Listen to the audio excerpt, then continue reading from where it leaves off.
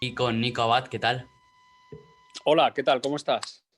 Un placer tenerte aquí. Para empezar, cuéntanos, ¿cuándo te diste tu cuenta de que querías ser periodista? O sea, ¿desde pequeño ya lo tenías claro o fue ya de más mayor? Sí, yo con 13 años, Ujú, 13 o 14, hice un periódico en el colegio. Lié a las profesoras, a la tutora que tenía entonces, ujú. le dije que como iba muy bien en inglés, creo que era la asignatura que yo iba muy bien y tal, que me dejara esa hora para escribir, que iba a hacer un periódico tal. Y el periódico que hice en el cole, la clave que tenía buena es que metí publicidad. O sea, fui a las tiendas del barrio y les vendí que ese periódico se iba a distribuir entre las familias que había en el colegio, que no sé cuántas eran, no sé si 500, yo qué sé, o 1000, no sé cuántas familias había. Entonces les vendí esa moto y una tienda me puso Publi. ¿Y sabes cuántos números saqué? ¿Cuántos? Uno. Luego ya hice uno y ya está. Es que, bueno, era una época en la que no había ni fotocopiadora, o sea, era una época en la que las copias las hicimos con una linotipia, que era una máquina demoníaca que se le iba la tinta por todos los lados y hasta que te salía una bien había que gastar un mogollón de papel. Bueno, era una locura. Pero bueno, hice ese número, entonces imagínate, yo desde pequeño quise ser periodista. Y cuando te diste cuenta de que querías ser periodista, en esos momentos, ¿qué aspiraciones tenías? Yo quería ser cronista parlamentario. Yo quería trabajar en el ABC de cronista parlamentario, pero luego pues se me fue Luego, mira, te voy a decir una cosa. Un amigo de mi clase me dijo, jo, yo quiero ser periodista, pero deportivo. ¿Eso o de la Cruz Roja? Me decía. Y yo decía, pero ¿cómo que? O sea, o periodista deportivo de la Cruz Roja. ¿En qué consiste esto? Y dice, no, no, el caso es entrar gratis en el fútbol. Me decía.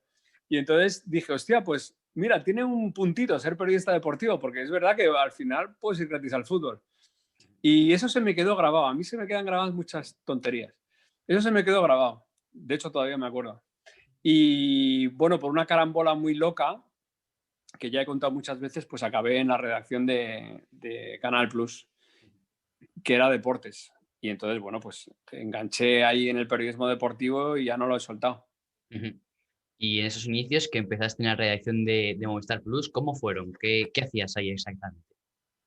Empecé de becario, o sea, me llamaron para traducir un programa de inglés que venía el Transworld Sport, que todavía se sigue emitiendo, y, y bueno, empecé traduciendo eso y en la época en la que estuve allí, pues a las 2 o 3 semanas, Ujú, compraron los derechos del fútbol y entonces tuvieron que armar, tenían una redacción pequeñita de deportes, pero tuvieron que armar una más grande y entonces me cogieron de becario. Anthony Daimiel también estaba en esa época allí y entramos los dos de becarios en el mismo momento. ujú. Entonces, bueno, pues de becario haces Claro. todo lo que hace un becario, o lo que hacía, porque también era la época en la que nosotros llevábamos cafés cuando éramos becarios, ¿sabes? Un redactor te pedía algo y tú lo hacías. Que eso en la BBC sigue existiendo. En la BBC yo creo que en los medios británicos hay una posición que es el runner, que es el chico de los recados, y ese quiere ser periodista. Y tú empiezas siendo runner. Ujú. Y luego ya cuando empezaste más a cubrir partidos y empezaste a tener un poco más de fama, por así decirlo, y creciendo en el periodismo, ¿cómo fueron tus primeros partidos que cubriste o tus primeros grandes eventos? Pero te refieres como reportero en el día después. Sí. Pues mira, yo debuté haciendo el partido de ascenso del Albacete. Entonces, para mí, aquel sábado fue toda una odisea, porque desde ir en coche en Albacete, o sea, ir en coche a un viaje largo, yo solo lo había vivido pues cuando ibas con la familia de vacaciones, no para trasladarte, no hacíamos 250 kilómetros para hacer una cosa que no fuera ir de vacaciones, ¿no? Entonces me vi con un cámara dentro de un coche haciendo unos 250 kilómetros para ir a un partido de fútbol en el que podía subir un equipo. Llegamos muy pronto, nos fuimos al Parador, que era donde se concentraba el Albacete. Pues ahí estaba Benito Floro, pues yo qué sé, grabé todo. Desde que llegamos, el partido, el ascenso, la fiesta, me fui de fiesta con el Albacete. Y no teníamos hotel porque el viaje era ir, grabar y volver. Y, y entonces, como acabamos de fiesta y acabamos tarde, el Albacete nos dejó un hotel, una habitación en un hotel, ¿no? Para que durmiésemos, porque evidentemente no nos podíamos volver a Madrid a las 5 de la mañana que era. Entonces calculamos, bueno, el cámara, que tenía más experiencia que yo, calculó y dijo, no, mañana con salir de aquí a las 12, a las 2 estamos en Madrid y nos da tiempo perfecto a todo. Bueno, tío. Entonces, era una época en la que tampoco había móviles, ¿eh? La que me cayó fue la hostia, macho, porque claro, yo tenía que estar en la redacción a las 10 de la mañana y llamamos a producción, dijimos que estábamos de viaje, que tal, que habíamos grabado la fiesta, que estábamos de viaje. Cuando llegué a las 3 de la tarde me cayó una bronca que vamos, no me echaron de milagro. Pero bueno, hicimos el reportaje ahí deprisa y corriendo como pudimos del ascenso y ese fue mi debut. A partir de ahí, pues cubrir los partidos de fútbol para nosotros era un poco raro también, porque ¿sabes qué ocurre? Que nosotros íbamos a trabajar para la sección de lo que el ojo no ve.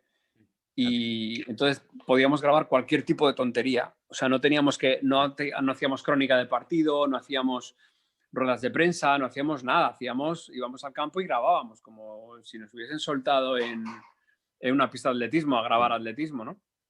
Entonces, tío, perdóname porque tengo que abrir la puerta que alguien está llamando. Vale, pero sí, hablando. Entonces, bueno, pues grabar los partidos para mí me daba igual. Ir al Bernabéu, hola. Espera, que ha venido el mensajero con un paquete aquí. Vale, no, menos mal que no pasa. Gracias, Ronnie. Bueno, entonces que para mí, de lo que te estaba contando es que me daba igual ir al Bernabéu, al Camp Nou, al Nuevo Zorrilla o al Carlos Belmonte.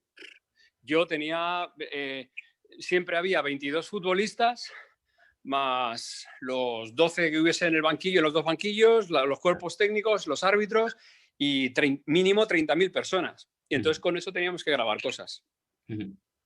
Y luego de todos esos reportajes que has hecho y todos los partidos que has tenido la oportunidad de cubrir durante lo que llevas de carrera, ¿algún jugador o algún entrenador que hayas tenido la oportunidad de conocer gracias al periodismo que más te extrañase o que más te sorprendiese su forma de ser? Que más me sorprendió. A mí me chocó mucho la personalidad de Arsenio Iglesias en el Deportivo de La Coruña. Me chocó porque era un hombre que él había sido futbolista y había jugado en el Betis y había jugado, bueno, en el Deportivo, por supuesto. Pero era un hombre muy, muy, muy de la tierra, muy del pueblito, dentro de Galicia, era de Arteixo, no era ni de La Coruña, ¿no? Y era hasta luego, y era un entrenador que me parecía entrañable, pero claro, luego en primera división, joder, era como que, no quiero decir que le viniera grande, sino que su puesta en escena, sus ruedas de prensa, eran como de otro mundo, porque él, el fútbol desde luego no le venía grande porque casi fue campeón de liga, o sea, no fue campeón de liga porque Jukic falló el penalti, pero y luego fue el que subió al Deportivo a Primera División, obviamente. Pero las ruedas de prensa, tío, yo las recuerdo con un cariño tremendo, porque me chocaba mucho que nos trataba a los periodistas. Bueno, también que yo era muy joven, ¿no? En aquella época. Y entonces me decía, pero no es niño, pero esto que me preguntas también me lo dice la señora de fuera, que por qué quité a Bebeto. Y entonces me chocó mucho la personalidad de Arsenio Iglesias. Y ahora mismo, no sé si cuando tú empezaste también era un poco así, ahora mismo está como, por así decirlo, mal visto realmente estudiar periodismo porque mucha gente dice que tiene pocas salidas. ¿Tú qué opinas de eso? El periodismo ha estado mal visto siempre y debe estar mal visto en un futuro y por toda la eternidad. El periodismo es una profesión de cocodrilos, una profesión de gente de la que no te puedes fiar mucho y es una profesión, sí, de cloaca, pero es que es necesaria en la sociedad. Este es el gran lío, que no somos médicos y no somos abogados. Somos lo peor de la sociedad. Pero ¿sabes qué pasa con lo peor? Que te dice lo que está pasando. Esta es la clave. Cuando tu padre diga, eres un rastrero, sí, pero yo sé lo que está pasando.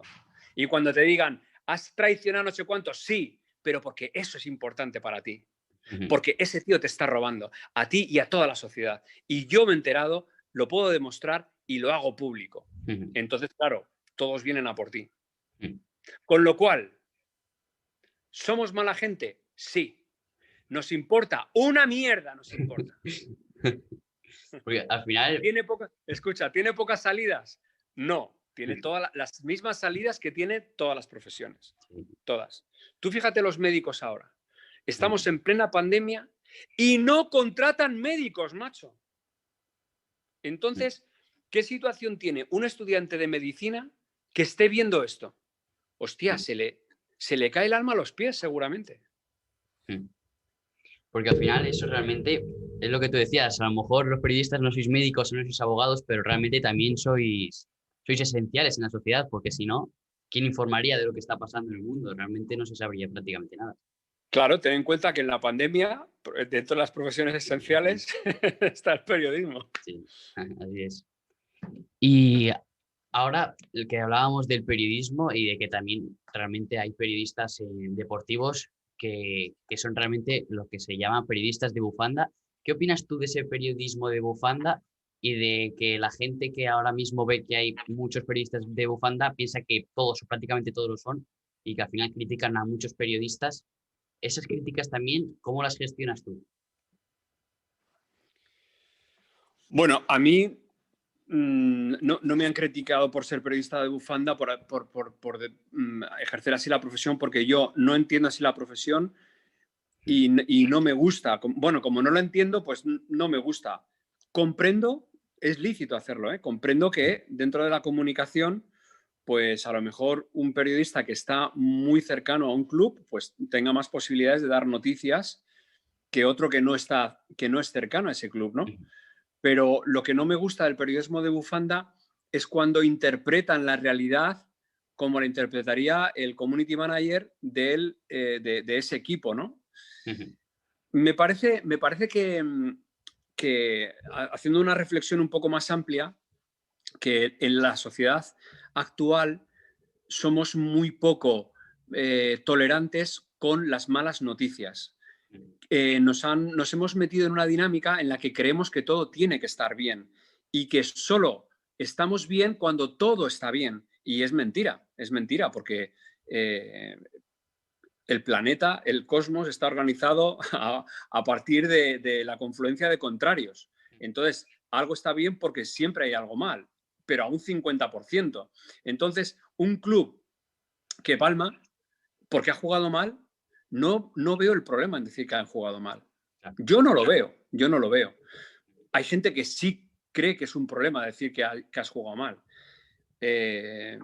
Pero bueno, cada uno ejerce esta profesión como quiere, como puede, hay muchos factores, ¿no?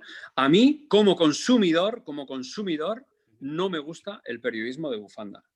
Como periodista, no hago periodismo de bufanda. Y, por ejemplo, en las motos, que es cuando más me han criticado a mí, porque era de Márquez, pues al día siguiente ganaba el Gran Premio siguiente ganaba Jorge Lorenzo y me decían que era de Jorge Lorenzo. Pero porque muchas veces tampoco la gente entiende que la noticia es que ha ganado Jorge Lorenzo. Y a lo mejor dices, bueno, pues oye, pues di solamente que ha ganado, no, pero es que a lo mejor ha ganado de una manera que la noticia está en que ha hecho una remontada que salía el 17 y ha ganado. Entonces, cuando gana, joder, es algo más que una victoria. O Márquez ha hecho 2 salvadas criminales y ha ganado la carrera. Entonces, es que eres de Márquez. Es que, bueno, la gente tampoco entiende muy bien. Al periodista casi nunca nos entiende bien la gente. Pero no es nuestro problema. Y tú, en tu caso, cuando al final, siendo un personaje público, cuando te critican, ¿cómo gestionas tú esas críticas? Me dan igual. La crítica, o sea, a ver, hay una parte de la crítica que te puede valer para mejorar y esa Claro. tienes que asumirla. O sea, si has dicho algo mal y te lo afean, pues dices, joder, es que es verdad, es que la he cagado yo. O si estás haciendo una cosa que tú crees que está bien hecha, pero te dicen, oye, así sería mejor, pues dices, ostras, pues lo valoras y incluso lo agradeces, claro. Claro. Pero ten en cuenta que en televisión, sobre todo en televisión, hay un trabajo en equipo alucinante. Es como un poco como el cine, no puedes hacer nada solo. Entonces, yo de quien me fío es de mi equipo, que son todo profesionales, ¿sabes? De mi equipo, no es mi equipo, es el equipo en el que yo estoy, ¿vale? De eso es lo que me fío. Las críticas de la gente, pues de los insultos ya ni te cuento, Claro, pero las críticas, la gente no sabe muchas veces en qué condiciones has trabajado, la gente no sabe qué parámetros manejas tú para decir según qué cosas. Y eso, lo que tú haces llega a la gente de una manera que luego pues te critican. Pues bueno, el día que te echen del trabajo porque has hecho algo mal, pues bueno, pues tendrás que decir, ostras, tienes que reflexionar. Pero si una empresa de comunicación te sigue pagando y sigues estando en tu sitio, es porque lo estás haciendo bien, porque lo estás haciendo de una manera profesional. Vale, ya está. Ya estamos. Es Ahora que me estoy quedando dejando, sin... Ahora me voy a cambiar otra vez para enchufar el móvil. vale, no te Dime, preocupes. pero dime, seguimos hablando. Vale. Digo que ahora, dejando un poco al lado el tema de las críticas, tú durante tu carrera has tenido la oportunidad de cubrir eventos muy grandes, pues, como Eurocopas Sí. y demás. ¿Qué significa para ti y cómo se vive el poder cubrir un evento de semejante calibre? Bueno, pues la principal diferencia es que la trascendencia de lo que cuentas es enorme, es enorme. Es decir, todo el mundo está pendiente de lo que tú cuentas porque lo que el evento es importante, ¿no?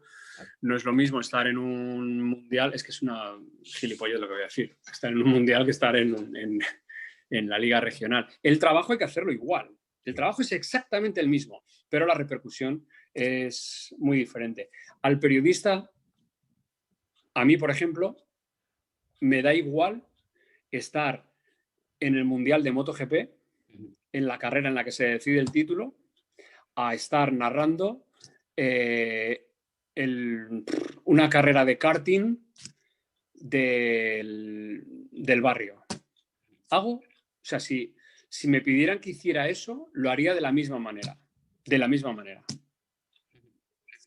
Y hemos estado hablando pues, de lo realmente difícil que puede llegar a ser llegar a la cima del periodismo, y tú eres uno de esos periodistas que lo ha conseguido. Pero ¿cómo es, ya ahora que ya hemos visto cómo es un poco llegar a la cima, cómo es mantenerse? Bueno, me tendrías que decir qué interpretas tú por estar en la cima del periodismo. Pues, Porque yo creo que no he estado nunca en la cima del periodismo. Espera, que ahora... Dime tú qué crees que es estar en la cima del periodismo. pues llegar, pues lo que decía, a cubrir eventos pues como una Eurocopa o un Mundial y eventos así y llegar a estar en una cadena de televisión retransmitiendo un buen partido o un buen programa o lo que sea.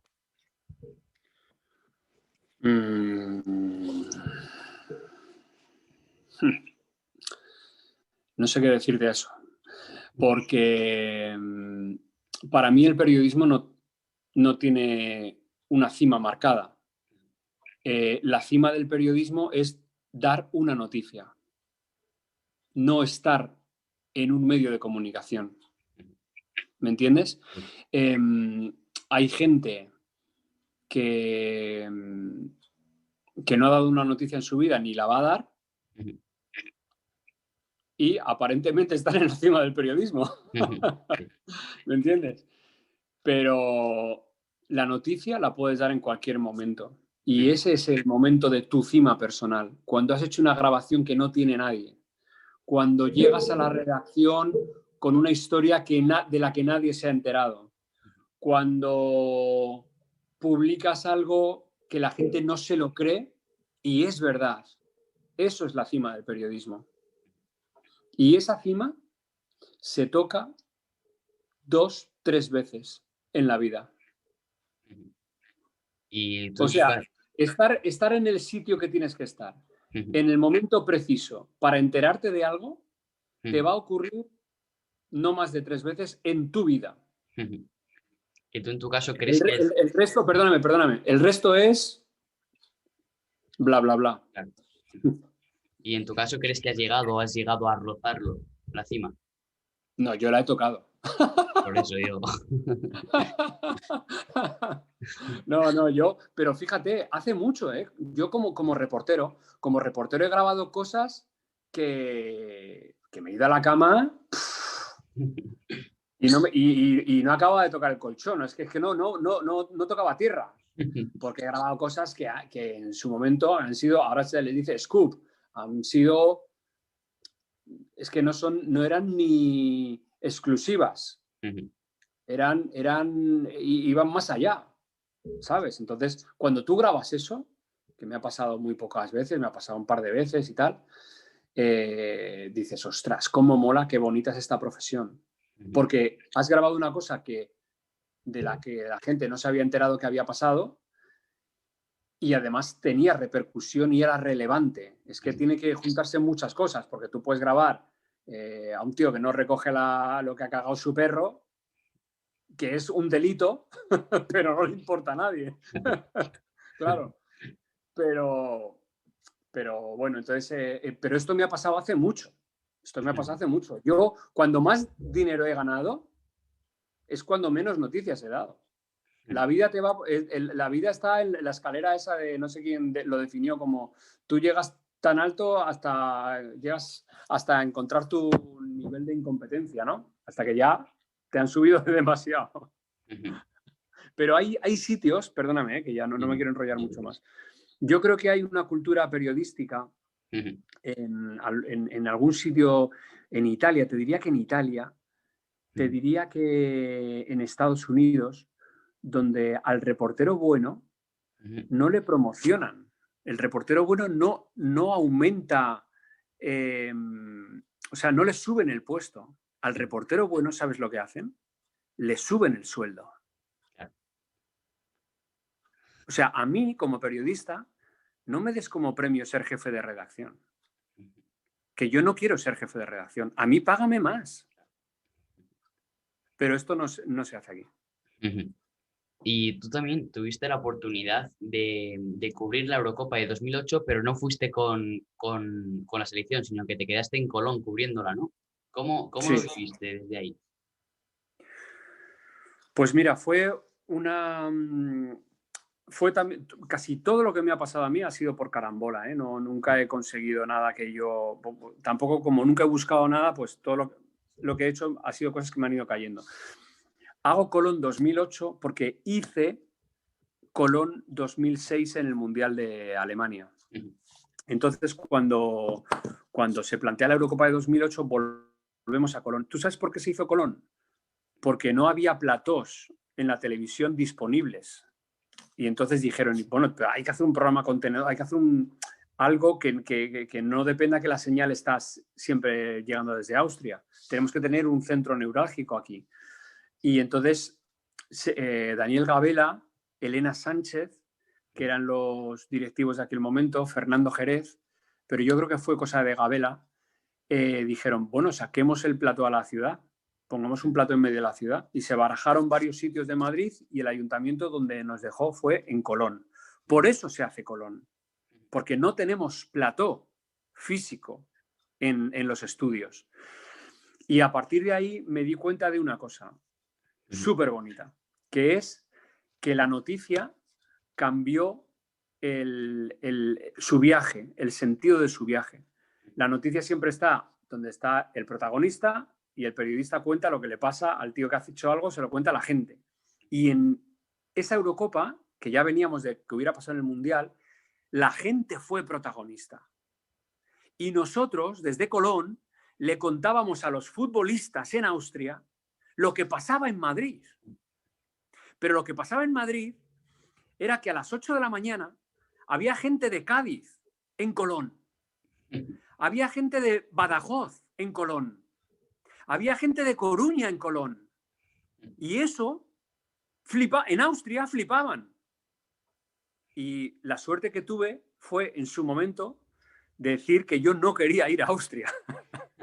Yo dije, no, yo paso, porque cubrir la información diaria de una selección en estos momentos, cuando yo empecé de periodista era fantástico, porque podías hablar con todos los futbolistas. A partir de cierto momento tienes que hablar con los representantes o con la marca deportiva o con el jefe de prensa. O sea, tienes como 4 barreras hasta que logras llegar a un chaval de 18 años, joder. Entonces, bueno, como eso ya lo había hecho en otras condiciones y tal, a mí no me molaba mucho hacerlo y pedí quedarme en Colón. Y tuve esa suerte de poder vivir esa energía. Cuando fue el Mundial de Sudáfrica, 2010, ya nos había comprado Mediaset y Mediaset no quiso hacer Colón porque Mediaset entendía que ahí palmaban dinero, no entienden la televisión como suma resta y ya está, ¿no? Entonces no hubo Colón, pero claro, cuando hubo final, la gente ¿dónde fue? A Colón. Colón, claro. Claro, a Colón. La gente fue donde había que ir, cojones. Y entonces allí no estábamos nosotros. Allí no estábamos. Para mí eso fue un pecado. Pero bueno, yo que estaba por Madrid hice algunas conexiones para los informativos desde la Castellana. Y te digo una cosa, entendí cuando los argentinos decían el país está con vosotros, tío. Esa energía se vivía el día de la final caminando por la Castellana, cuando faltaban 8 horas para el partido. Había una energía de final del Mundial que se te ponía la piel de gallina, tío. Y eso se notaba, que la gente estaba a full. O sea, ese día solo se vivía para ver el partido contra Holanda. Dame un segundo que ahora se me está quedando a mí el ordenador sin batería. Y nos decías ahora también que vivir esa Eurocopa de 2008 en Colón fue espectacular. Pero también cuando nos decías que llegaste a tocar la cima y has vivido durante toda tu carrera momentos brillantes en el mundo del periodismo, ¿con qué momentos te quedarías?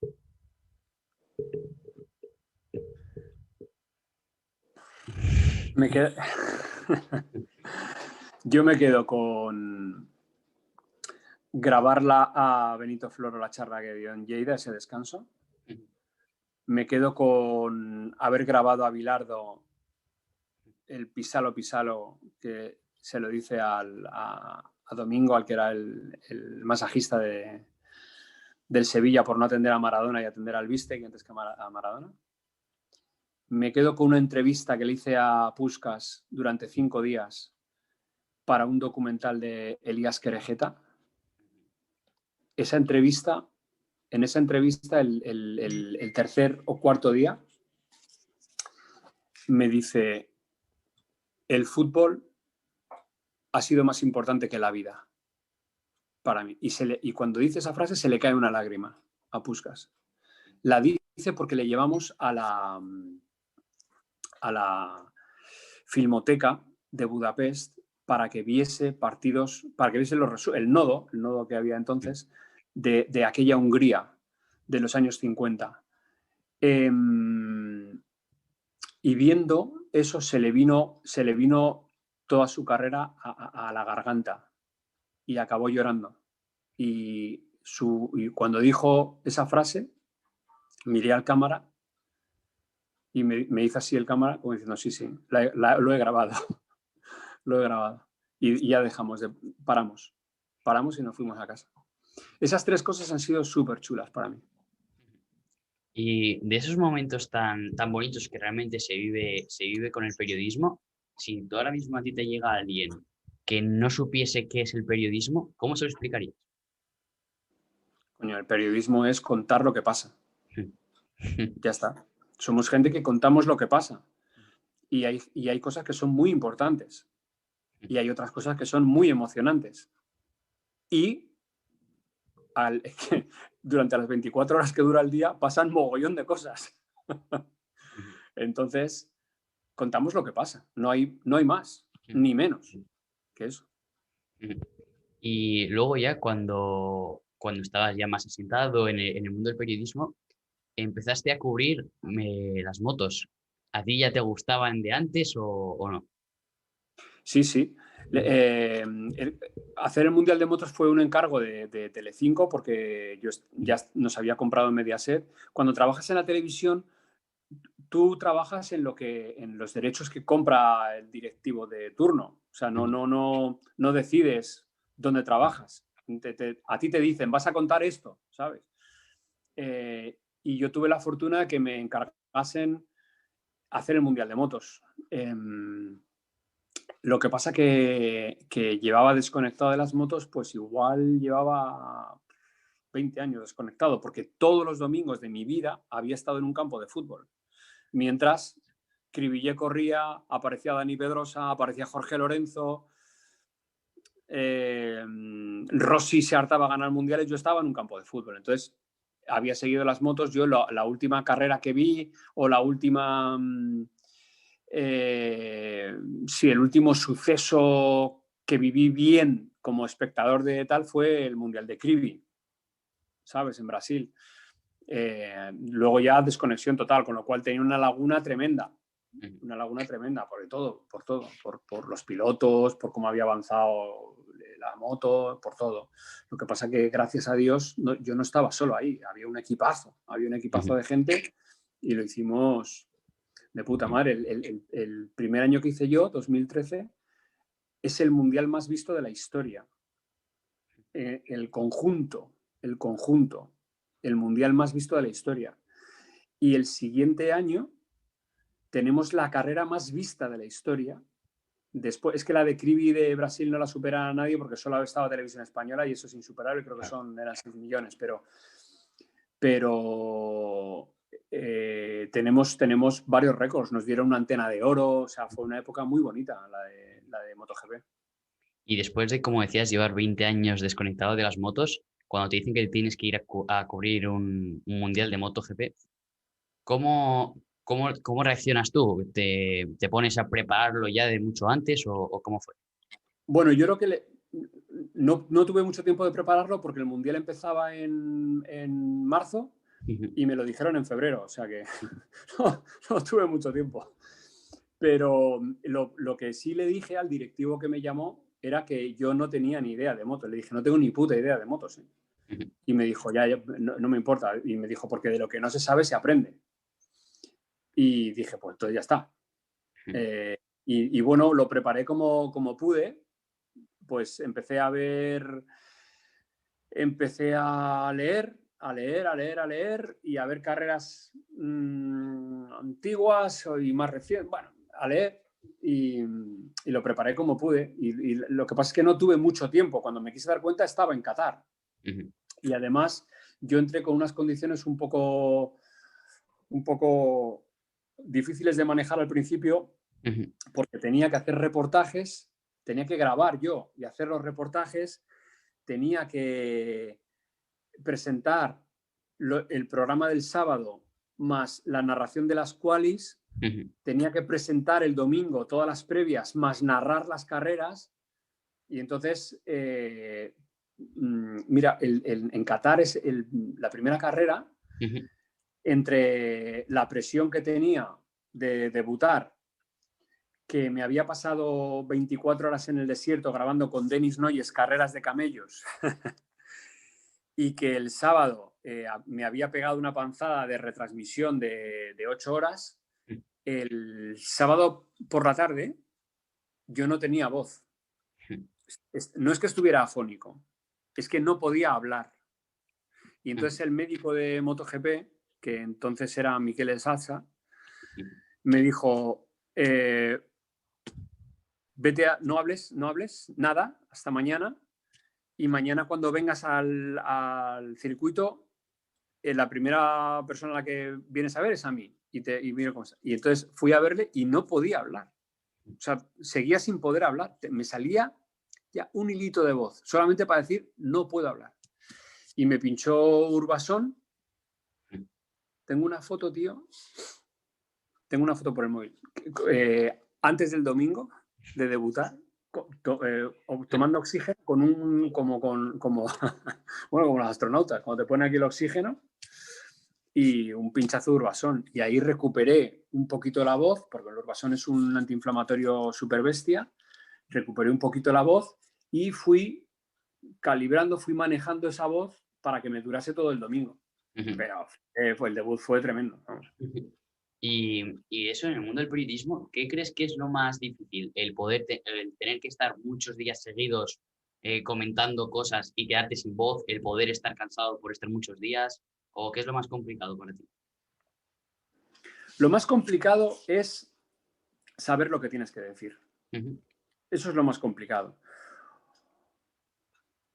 Si tú vas a entrar en un informativo, en un directo de 15 segundos, lo complicado es saber usar bien esos 15 segundos. Y la complicación te llega porque tienes que saber exactamente qué decir en 15 segundos. Si tú tienes por delante una retransmisión de 8 horas, lo complicado es saber de qué vas a hablar durante 8 horas. Claro. Entonces siempre lo complicado es el contenido.